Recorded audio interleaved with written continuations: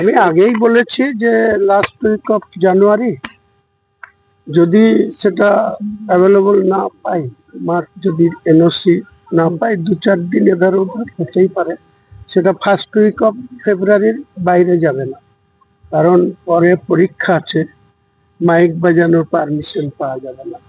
ফেব্রুয়ারিতেই পরীক্ষা আছে মাধ্যমিক, এটার জন্য আমরা আজকেই যাব অফিসিয়ালি, মাঠের ডেট এলে আপনাদের জানিয়ে দেবো। আপনার এই প্রচারের মূল এজেন্ডাটা কি হবে এখান থেকে দাঁড়িয়ে মানুষের কাছে? আপনার একটাই এজেন্ডা, বাংলার মানুষের সঠিকভাবে উন্নয়ন করা। চাকরি বিক্রি করা হয়েছে এই সরকারের নেতৃত্বে, দুর্নীতিতে ডুবে গেছে এই সরকার। মমতা বন্দ্যোপাধ্যায়কে একদিন বাংলার মানুষ 34 বছরের বাম সরকারকে হটিয়ে ভরসা করেছিল, সে সততার প্রতীক ভেবেছিল। আজকে তিনার যে ভেতরের যে তেনার যে উদ্দেশ্য, তিনি 3বার মুখ্যমন্ত্রী হয়েছে। সেই 1952 সাল থেকে যে নির্বাচন, প্রথম থেকে ওনার আগে 2000 বিধান রায় বলুন, ডক্টর সিদ্ধার্থ শঙ্কর রায় বলুন, জ্যোতিবাবু বলুন, আর বুদ্ধবাবু বলুন, তারপরে বাংলার প্রথম মহিলা মুখ্যমন্ত্রী। তার নেতৃত্বে কত রকম দুর্নীতি হয়েছে। আমাদের লজ্জা লাগে যে রাজ্যের ক্যাবিনেটের 2 জন সদস্য ইতিমধ্যে জেল খেটেছে, আরো একজন সদস্য আগামী দিনে জেল খাটবে, চন্দ্রনাথ সিনহা। ওয়েট করবে, সময়ের অপেক্ষা। বাকি ওই কালীঘাটের কাকু থেকে শুরু করে সুবীরেশ ভট্টাচার্যর মতো শিক্ষাবিদ, আরো অনেক শান্তিময় সিনহা থেকে শুরু করে অনেক নাম আছে, যারা বাংলাতে আজকে তাদের নামে ইতিহাস তৈরি হবে, যে দুর্নীতিতে ইতিহাস করেছে মমতা ব্যানার্জির নেতৃত্বে। সেটা মানুষকে বলবো, মানুষ কোনটা শুনবে কোনটা শুনবে না, কোনটা গ্রাহ্য করবে কোনটা করবে না, সেটা তো মানুষের বিষয়। গণতান্ত্রিক দেশে তো এটাই হয়। মানুষ যদি মনে করে এদের ছুঁড়ে ফেলার দরকার, ছুঁড়ে ফেলবে। মানুষ যদি মনে করে যে আরো এদের চুরি করার জন্য আরেকবার সুযোগ দেবে, তাহলে দেবে। কিন্তু আমি বলবো যারা কতগুলা চুরি করেছে, 10 লক্ষ টার্গেট আমার, 10 লক্ষ। কোনো চমক দেখা যাবে, যেতে পারে কি? চমকের কি আছে? আমি তো ওপেন বলেছি, যারা মমতা ব্যানার্জিকে পরাস্ত করতে চায়, টিএমসি সরকারটাকে উৎখাত করতে চায়, তারা, আমার রাজনৈতিক মেন উদ্দেশ্য হচ্ছে মমতা ব্যানার্জিকে ক্ষমতাচ্যুত করা। আর বিজেপি সাম্প্রদায়িক দল গোটা দেশ চালাচ্ছে, এই বাংলার মানুষের সঙ্গে এরা কোনো কিছু করেনি। 14 বছর, 2014 থেকে আজকে প্রায় 12 বছর মোদিজির গভর্নমেন্ট চলছে। বিজেপির নেতারা এখানকার উন্নয়ন আটকায়, টাকা আটকায়, ওরা ডবল ইঞ্জিন চাই, সরকার চাই।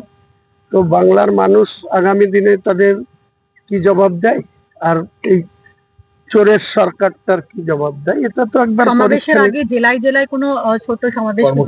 হ্যাঁ, আমি তো অন্তত পক্ষে এই যে 20 দিন 22 দিন বাকি থাকবে, আজ 5 তারিখ, মালদা, কুচবিহার, উত্তর 24 পরগনা, হুগলি, হাওড়া, কয়েকটি জায়গায় প্রস্তুতি সভা করব। আপনাদের সমাবেশে আসাদুদ্দিন ওয়াইসি কি থাকবেন বা আইএসএফ এর কেউ থাকবেন? ওটার জন্য ব্রিগেডের ডায়াসের জন্য ওয়েট করতে হবে। ডায়াসে কে কে থাকবে আপনি ক্যামেরা লাগিয়ে রাখবেন, দেখতে পাবেন। ডায়মন্ড হারবারে কোনো সমাবেশ করার পরিকল্পনা? ক্ষমতায় আসবে, সেক্ষেত্রে কাকে ক্ষমতায় দেখতে চাইছেন? আমরা দল করেছি তো আমরা ক্ষমতায় আসার জন্য, আমাদেরকে একটা সুযোগ দেওয়ার জন্য। বাংলার মানুষ কি দেয়? হ্যাঁ, আমি তো বলেই দিচ্ছি আপনাকে, প্রথমে 135 বলেছিলাম, আজকের দিনে আমি 182টা আসনে আমার প্রার্থী রেডি আছে। শুভেন্দুবাবু বলছেন 220 পাবেন ওরা। হ্যাঁ? শুভেন্দু অধিকারী বলছে 220। পেতে পারে, মানুষ যদি ভোট দেয় পাবে। আগে শুভেন্দুবাবুকে জিজ্ঞেস করুন, 84,000 বুথে 30,000 বুথে ওনাদের বুথ কর্মী থাকে না। শুরুটাই হয় 70% ধরে, 30% ওয়াকওভার দিয়ে দেন। তারপরে ওনারা 220 কোথা থেকে পাবেন সেটা এর আগে তো বলেছিলেন। আপনারা 182। আমার 182টা সিটে আমার টার্গেট।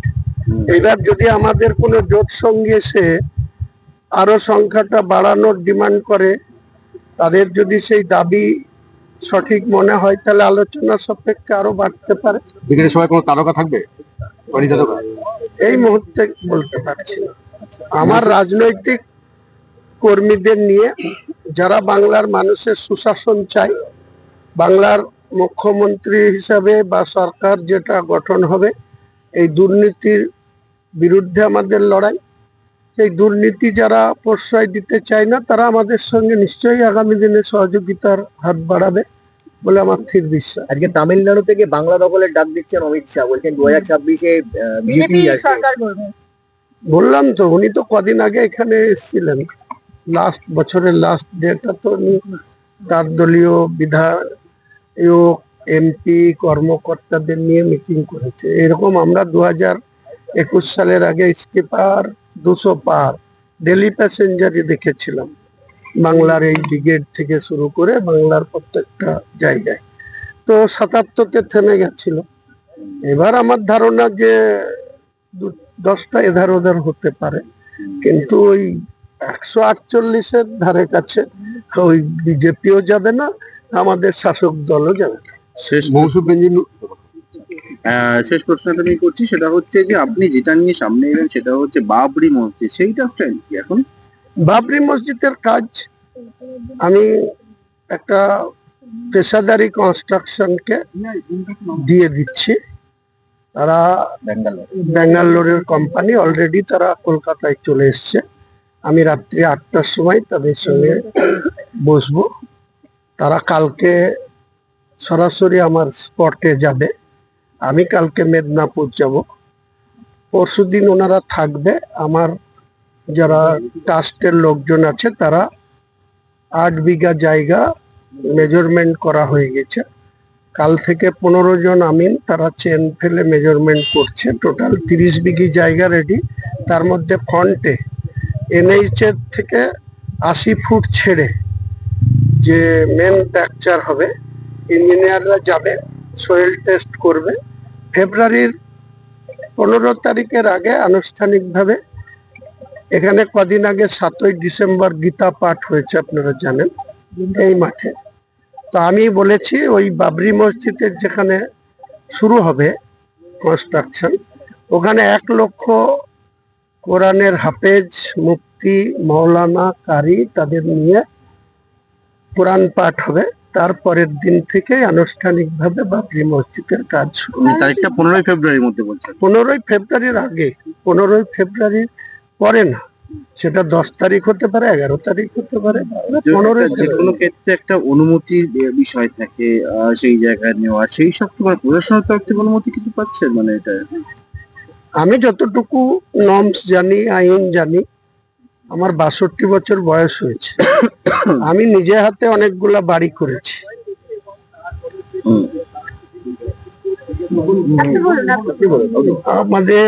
আমি নিজে হাতে অন্তত পক্ষে 5খানা বিল্ডিং করেছি।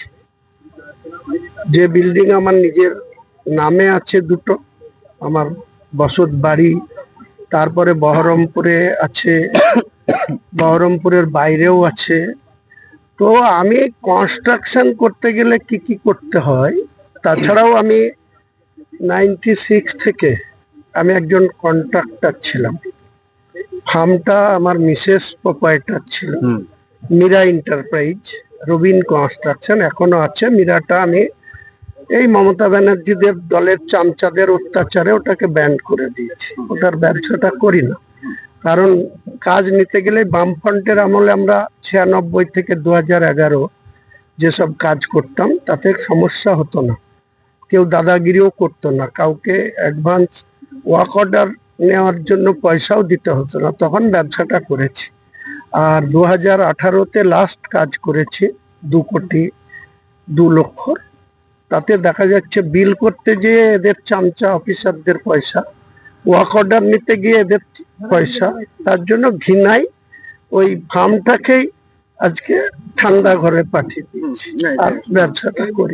দিকের থেকে কি স্লোগান দেবেন গোয়েন্দা? দিকের থেকে কি স্লোগান দেবেন? আপনার মূল বক্তব্য কি থাকবে?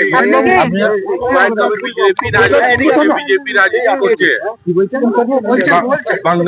बंगाल का माहौल खराब करने के लिए হুমায়ুন কবির ব্রিগেডের ময়দানে রয়েছেন আমরা দেখতে পাচ্ছি, এবং সেখানে হুমায়ুন जो है बीजेपी का आदमी है, ये बंगाल का माहौल खराब करने मांग रहा है। আমরা নরমাল কারিগরটা, গার্ডেনিকের বাড়ি কলকাতা পোর্ট, কোনো পলিটিক্যাল পার্টি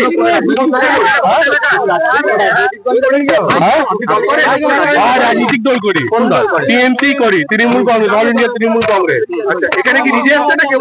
আমি এই ছেলে ক্রিকেট খেলতে। কি নাম আপনার? আমার নাম এমডি আজাদ, এবং এমডি আজাদ তিনি বলছেন